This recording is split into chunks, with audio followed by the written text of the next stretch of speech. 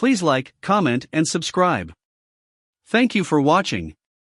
Israel needs the B-52 and MOP in order to deter Iran. Knowing Israel can destroy their nuclear sites will deter Iran from trying to produce a nuclear weapon. U.S. President Joe Biden's administration seeks to negotiate with Iran. If it does not work, the U.S. will have to deter Iran from producing nuclear weapons.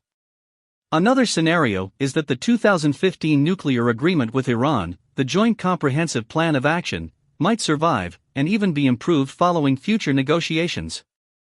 It would include strict monitoring of Iran's nuclear program, but this will not be sufficient. Deterrence will also be required. Negotiations will deficiently be needed when the JCPOA expires, or even before that if Iran assumes it has the opportunity to produce the bomb. This could happen if the U.S. is deeply busy with a major crisis somewhere, such as with China. Either way, deterrence, based on boosting Israel's military capabilities, should be part of the effort to make sure Iran does not try to produce a nuclear weapon. Israel can help, especially since the U.S. wants to reduce its commitments in the Middle East. In a way, Israel could replace the U.S. in deterring Iran. It will make it easier for the U.S. and actually for Israel too. Although Israel needs its American patron, relying on Israel's strength works for Israel. It has been its traditional approach to depend on itself as much as possible, particularly in military affairs.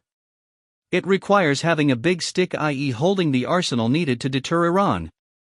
In late 2020, there was a bipartisan bill in the U.S. Congress aimed at providing Israel with a giant bunkerbuster bomb capable of destroying Iran's heavily protected nuclear sites. Israel also needs the B-52 to carry that huge bomb. Knowing Israel can destroy their nuclear sites will deter Iran from trying to produce a nuclear weapon. If Iran tries to produce a nuclear weapon, Israel will rush to attack with its available arsenal out of desperation. It might not be enough to destroy heavily protected Iranian sites. The U.S. does not want to urge Israel to attack Iran, let alone if this raid escalates into a war, one that might drag the U.S. into it. If Israel is better armed, it might not be necessarily bring a strike against Iran. Instead, Israel can deter Iran from producing a nuclear weapon to begin with.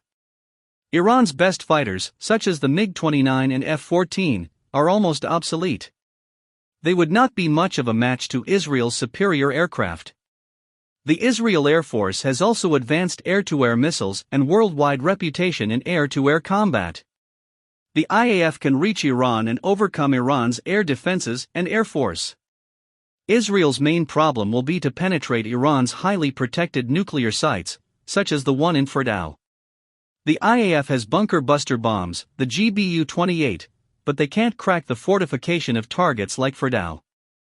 For that mission, the IAF requires the MOP, Massive Ordnance Penetrator, a U.S.-made bomb that weighs 30,000 pounds.